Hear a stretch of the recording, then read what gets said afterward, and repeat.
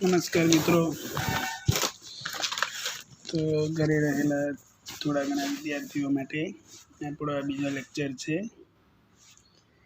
અને આપણો પાઠ છે 18મો વન્યજીવન. તો મિત્રો ગયા લેક્ચરમાં જે આપણે વન્યજીવોના ભૌગોલિક પ્રદેશોની વાત કરી હતી અને આજે આપણે ભારતની વૈવિધ્યસભર વન્યજીવ સૃષ્ટિ જેની વાત કરવાની છે. તો ચિત્રો તમે જોઈ લીધા હશે. લેક્ચર પહેલાં જ મેં એક નાનકડો ચિત્રનો વિડીયો મૂક્યો હતો. તો એ બધા જે કંઈક પ્રાણીઓ છે, પક્ષીઓ છે, સરીસૃપ છે, એ બધા ભારતમાં જોવા મળે છે. પરીક્ષામાં પ્રશ્ન આવે છે, ભારતની વૈવિધ્યસભર વન્યજીવ સૃષ્ટિ વિશે માહિતી આપો. જેમાં તમારે આમાં જે કંઈક નામો આવે છે પ્રાણીઓના, પક્ષીઓના, સરીસૃપોના, એ બધા લખવાના છે. તો હોમવર્કમાં નાના પ્રશ્નોની જગ્યાએ આપણે એક પ્રશ્ન લખવાનો છે, ભારતની વૈવિધ્યસભર વન્યજીવ સૃષ્ટિ. ભારતના ભૂપૃષ્ઠમાં વિશાળ નદી મેદાન, દ્વીપકલ્પીય ઉચ્ચ પ્રદેશ, પર્વતીય ક્ષેત્રો, દલદલના પ્રદેશ, જે કાદવ કિચડવાળા ભરતીના જંગલો જેને કહીએ, તો એ જે પ્રદેશોમાં આવેલા છે દલદલના, સમુદ્ર કિનારાના અને વનસ્પતિની દ્રષ્ટિએ ગીચ એવા વર્ષાવનો, જેને આપણે બારેમાસ લીલા જંગલો કહીએ, પાનખર જંગલો, હિમાલયના ઊંચા પર્વતીય ક્ષેત્રમાં શંકુદ્રુમ જંગલો, અને આ જે કંઈક જંગલોની વિવિધતા છે કે જે વન્યજીવોના નિવાસ માટે એક પાશ્ચાત્ય ભૂમિકા સર્જે છે અને અલગ અલગ જંગલોમાં અલગ અલગ પ્રાણીઓ જોવા મળે છે. મિત્રો, દક્ષિણના દ્વીપકલ્પીય વર્ષાવનોમાં એશિયાઈ હાથી, દક્ષિણના જે વર્ષાવન છે ગીચ જંગલો, જેમાં એશિયાઈ હાથી, અને બ્રહ્મપુત્ર નદીના દલદલના ક્ષેત્રમાં એક સિંગી ભારતીય ગેંડો. અને ખાસ કરીને જે ગેંડો છે એક સિંગી, કે જેનો શિકાર એના સિંગ માટે કરવામાં આવે છે.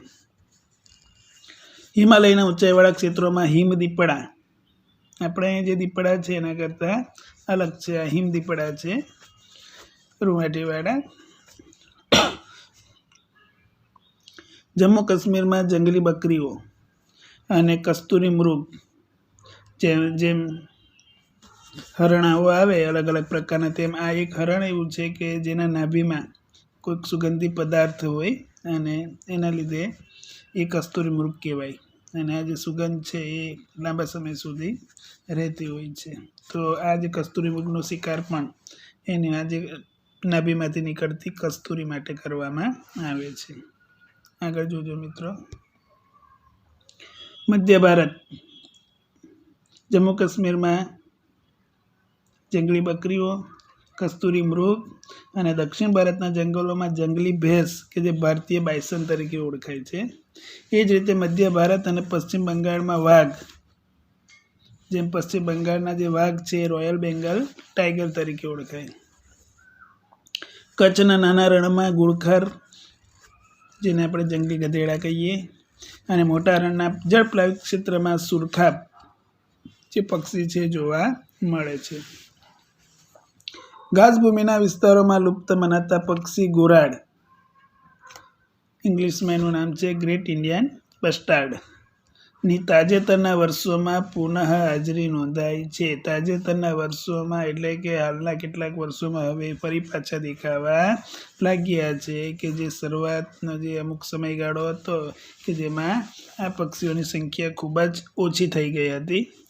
જળપ્લાવિત વિસ્તારોમાં શિયાળા દરમિયાન ઠંડા પ્રદેશમાંથી અનેક જાતના યાયાવર પક્ષીઓ ઉતરી આવે છે. અને યાયાવર પક્ષી, વિદેશમાંથી આવતા જે પક્ષીઓ ભારતમાં કયા નામે ઓળખાય તો તમારે યાદ રાખવાનું, યાયાવર પક્ષીઓ, જેમાં સાઇબેરિયન ક્રેન, પેલિકન, તિબેટિયન બતક, કુંજ અને કરકરા વગેરે મુખ્ય છે. પશ્ચિમ ઘાટના ગીચ વનના વિસ્તારોમાં ઉડતી ખિસકોલી, જે તમે એલું ચિત્રમાં પણ જોઈ હશે, કે જે ઉડતી ખિસકોલી છે. અને નિકોબારી કબૂતર એ નિકોબાર ટાપુમાં જોવા મળતું દુર્લભ પક્ષી છે.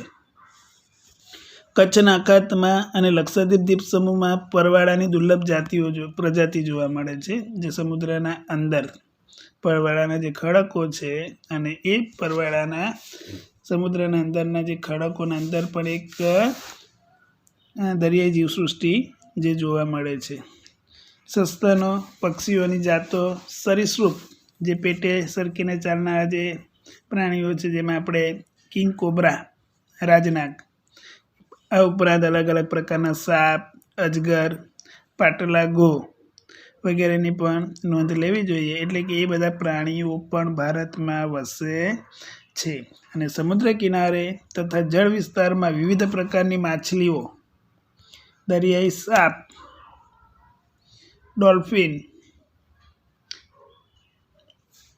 સાંભળજો, સમુદ્ર કિનારે અને જળ વિસ્તારોમાં વિવિધ પ્રકારની માછલીઓ, દરિયાઈ સાપ, ડોલ્ફિન, શાર્ક, ડુગાંગ, એનું ચિત્ર પણ તમે જોયું છે, ઓક્ટોપસ, વહેલ, આવી જીવસૃષ્ટિ પણ ભારતમાં વસે છે. એટલે કે આ બધી જીવસૃષ્ટિ ભારતમાં જોવા મળે છે. આ હતા જંગલ વિસ્તારો. પણ એ વિસ્તારો ઉપરાંત જ્યાં ખેતી થતી હોય એવા જે કૃષિ વિસ્તારો છે, અમુક જગ્યાએ એવા વિસ્તારો છે કે જે ખેતી નથી થતી, પડતર ને ગોચર જમીન છે. તો આવા જે વિસ્તારો છે એમાં શિયાળ છે, વરુ છે, નીલગાય, હરણ, નોળિયા, સસલા, જંગલી સુવર, જે શહેરમાં જઈને ડુક્કર કહીએ આપણે, તે જંગલી સુવર, શેળો, કાંટાવાળું એક પ્રાણી આવે છે, ચિત્રમાં તમે જોયું હશે. આ જે કંઈક પ્રાણીઓ છે તથા તે જ વિસ્તારમાં વિવિધ પ્રકારના પક્ષીઓ જે આપણે ઘર આંગણે પણ આજુબાજુમાં જોતા હોઈએ છીએ, કોયલ, પોપટ, મોર, સુગરી, ઘુવડ, ચીબરી, પીળક, સમડી, કાબર અને ઢોર બગલા, આ બધા જે કંઈક પક્ષીઓ છે એ પણ વિહરતા આપણે જોઈએ છીએ. ટૂંકમાં ભારતની જે કંઈક વૈવિધ્યસભર વન્યજીવ સૃષ્ટિ છે કે જેમાં ભારત આગળ વાત કરીએ તો વિશ્વમાં ખૂબ જ સમૃદ્ધ જે વૈવિધ્ય ધરાવતા 8 દેશો છે, જેમાં ભારત 6ઠ્ઠા નંબરે આવે છે.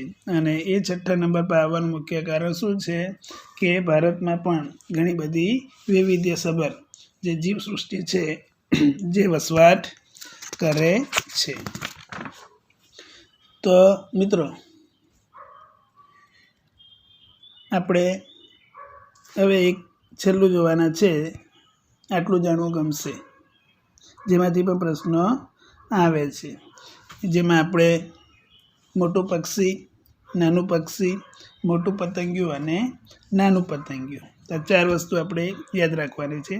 તો સારસ જે છે, સારસ યાદ રાખજો, જે સારસ છે એ ભારતમાં જોવા મળતું મોટું પક્ષી છે. જ્યારે ફૂલ સૂંઘે એટલે આપણને એમ લાગે પતંગિયું હશે, પણ પતંગિયું નથી, પક્ષી છે. ફૂલ સૂંઘણો જે ભારતમાં જોવા મળતું સૌથી નાનું પક્ષી છે. તો મોટું પક્ષીમાં યાદ રાખવાનું તમારે યાદ રાખવાનું છે સારસ, અને નાનું પક્ષીમાં તમારે યાદ રાખવાનું છે ફૂલ સૂંઘણો. હવે ભારતમાં જોવા મળતું દક્ષિણનું બર્ડ વિંગ, જે દક્ષિણનું જે બર્ડ વિંગ છે, હવે બર્ડ વિંગને માટે આપણે શું યાદ રાખવાનું કે પતંગિયું છે. બર્ડ એટલે પક્ષી, અને પક્ષીની પાંખ જેમ ફેલાય એ રીતના મોટું પતંગિયું છે જે દક્ષિણ ભારતમાં જોવા મળે. તો બર્ડ વિંગ સૌથી મોટું પતંગિયું, અને સિરસ એ સૌથી નાનું પતંગિયું. તો આ રીતે જે પક્ષીઓ છે, મોટું પક્ષી, નાનું પક્ષી, પતંગિયામાં મોટું પતંગિયું અને નાનું પતંગિયું.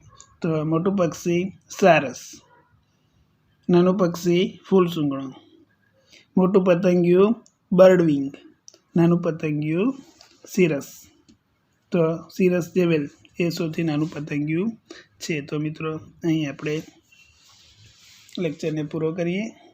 ક્લાસમાં જે રીતે આપણે ચલાવશું એ પ્રમાણે તમને આ વિડીયો અમે એ રીતે મૂકશું અને કોઈ પણ પ્રકારની મુશ્કેલી જો ન હોય તો શાળાએ આવજો, તો વધારે મજા તમને આવશે. All the best.